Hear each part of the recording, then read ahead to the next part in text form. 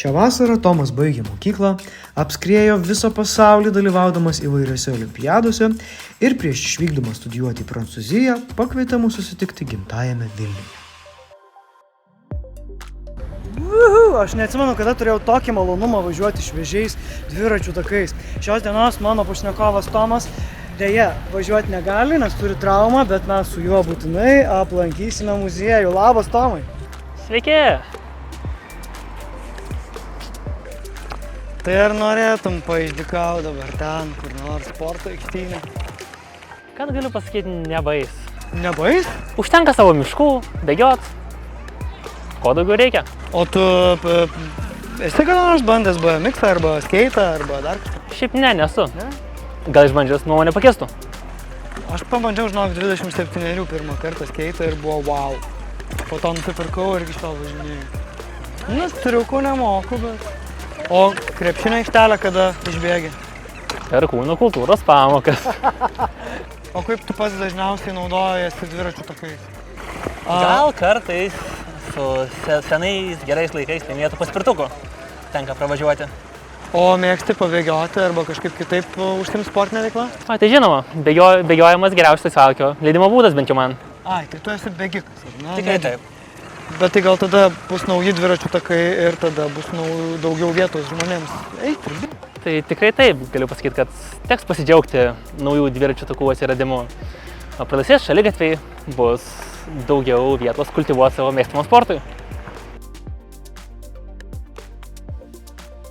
Ką tik baigei mokyklą, kas toliau? Keliausiu studijuoti į universitetą, į Prancūziją.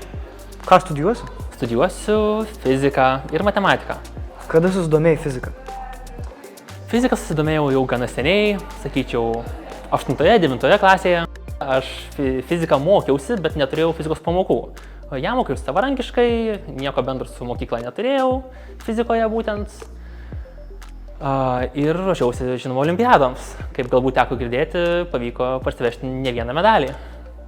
Fizikos ir matematikos, tos olimpiados buvo skirtingos? Tai atskiros olimpiados, taip. Tai. O tai viena buvo Japonijoje? Abi buvo Japonijoje. Abi buvo Japonijoje. O ką Šveicarijoje veikai? Šveicarijoje chemijos olimpiada. Ai, tai dar prie to pačio. Supratau. Ką pamatei virsmo salėje? Tai virsmo salėje galima pamatyti įvairių fizikinių eksperimentų, suprasti pačiam, kaip fizika veikia, kas, manau, yra labai gerai mūsų jaunimui, kuriam būtent to supratimo ir labai reikia.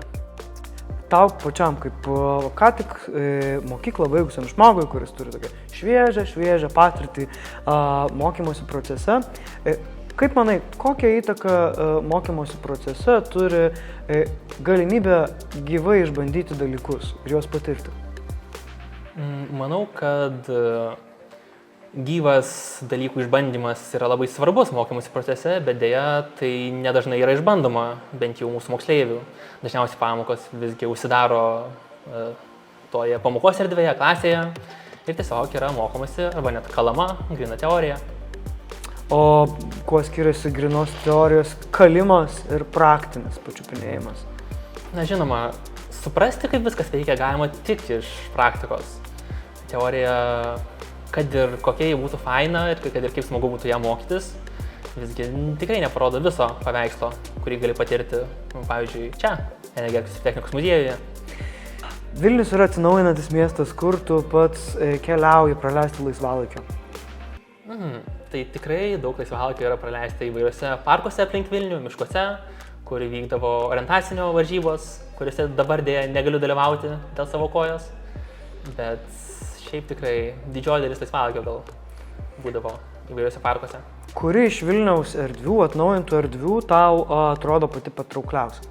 Žinoma, labai patinka bibliotekos, kuriuose galima vėlgi kažko sužinoti, išmokti.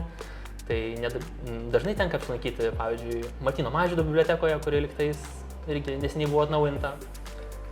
Tai kas be fizikos tavo gyvenime yra kas nors, kas kelia tau aistras? Oi, daug ko buvo, žinoma. Kas? Tai pats esu dar vargonininkas pagal profesiją. Vargonininkas? Kažkiek buvau, dabar teko kažkiek apleisti. Pasiilgai vargonų? Tai žinoma, kas be ko, kas belieka. Graži vargonas. Bet to galima išgauti įvairiausių garsų, bet vėl grįžtam prie fizikos iš esmės. nuo skirtingų vamzdelių gaunam skirtingą garsą. Galima imituoti smuikus, tos pačius, violos, žinoma, pučiamuosius. O tave muzika domina irgi labiau per fiziką, ar tu muziką gali naudoti ir negalvodamas apie tai, kaip garso banga sklinda?